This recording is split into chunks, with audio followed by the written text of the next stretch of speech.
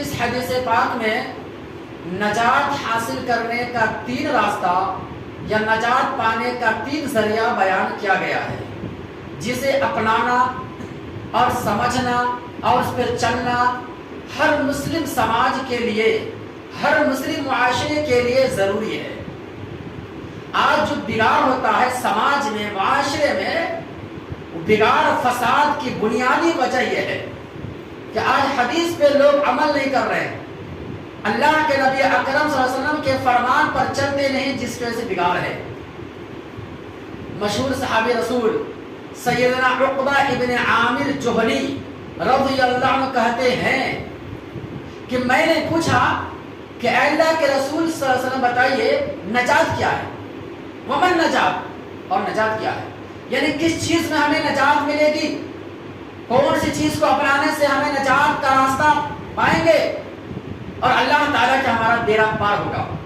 تو چنانچہ نجات حاصل کرنے کے بہت سارے ذریعے، بہت سارے قسمیں ہیں قرآن حدیث میں، ان میں سے 3 چیزوں کا ذکر اس حدیث پاک میں۔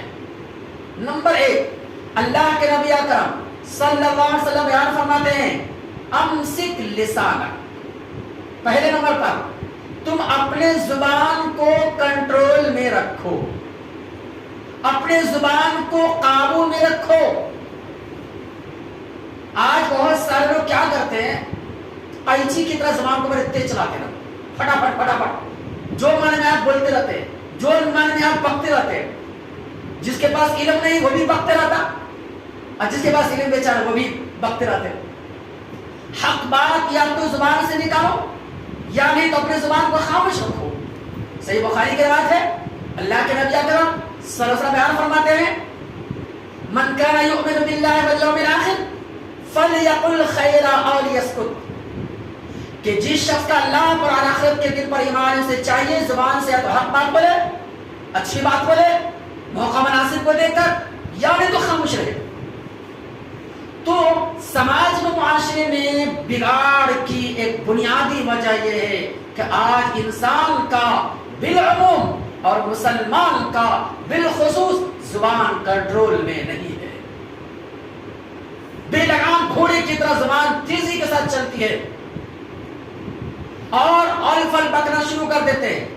اس زبان سے 10 گنا سرزد ہوتا ہے، پتہ ہے؟ یہ زبان ایسی چیز ہے، اس سے انسان لڑائی جھگڑے پر چلا جاتا ہے۔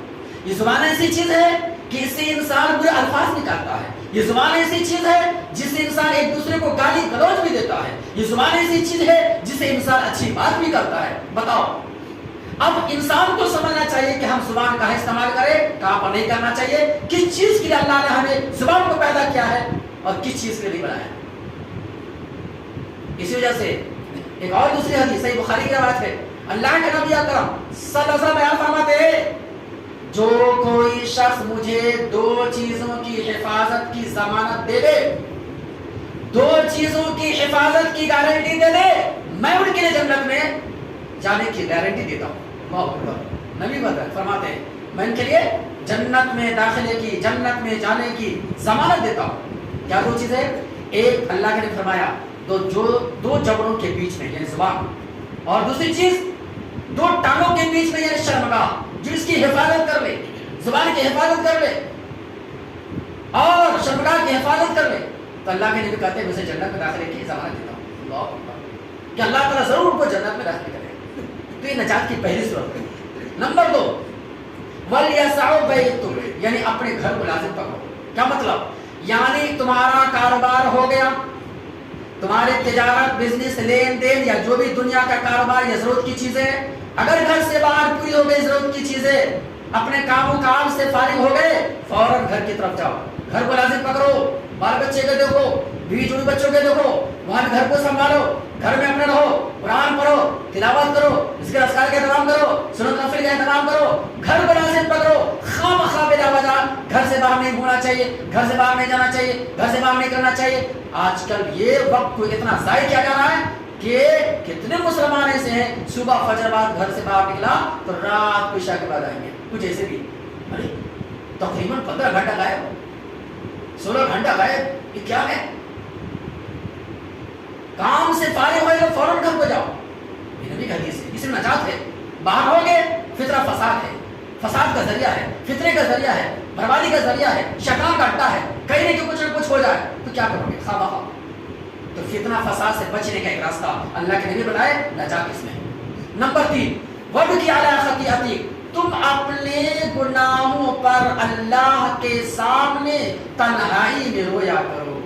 اللہ اکبر، سب کے سامنے نہیں، اجتماعی شکل میں نہیں، انفرادی شکل میں اللہ تعالیٰ کے یہاں تنہائی میں، خلوت میں اپنے گناہوں کو یاد کر کے، غلطیوں کو یاد کر کے، جہنم کی ہولناکی کا تذکرہ دل میں بیٹھا کر کے، حشر کی سختیوں کا یاد کر کے اللہ کے ساتھ رو۔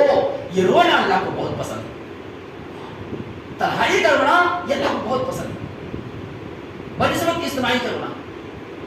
وہ نبی کی حدیث ہے نا، صحیح بخاری مشہور حدیث ہے کہ رسول اللہ صلی اللہ علیہ وسلم فرماتے ہیں کہ اللہ تعالیٰ قیامت کے دن 7 بڑے خوش نصیب کو اپنے عرش کے سائے تلے جگہ دے گا، جہاں پر اللہ کے عرش کے علاوہ کوئی سایہ نہ ہوگا۔ ان میں سے یہ بھی کہا گیا وَرَجُلٌ ذَكَرَ اللَّهَ خَالِيًا فَفَاضَ عَيْنَاهُ، اللہ اکبر، کہ وہ بندہ، اللہ کا نیک بندہ، وہ مسلمان جو تنہائی میں اللہ تعالیٰ کو یاد کرے، گناہوں کو یاد کرے، نافرمانی کو ڈر یاد کرے، اللہ کا ڈر پیدا ہو اور آنکھوں سے آنسو نکل رہا ہے، رو پڑے۔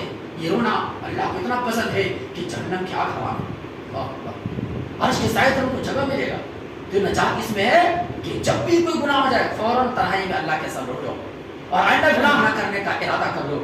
یہ اس حدیث کا مختصر سی تشریح ہے جو میں نے پیش کیا، باتیں بہت ساری۔ اللہ سے دعا کر اللہ تعالیٰ ہم تو آپ مسلمانوں کو دین کے صحیح سمجھ اور نیک عمل کی توفیق عطا فرمائے، آمین۔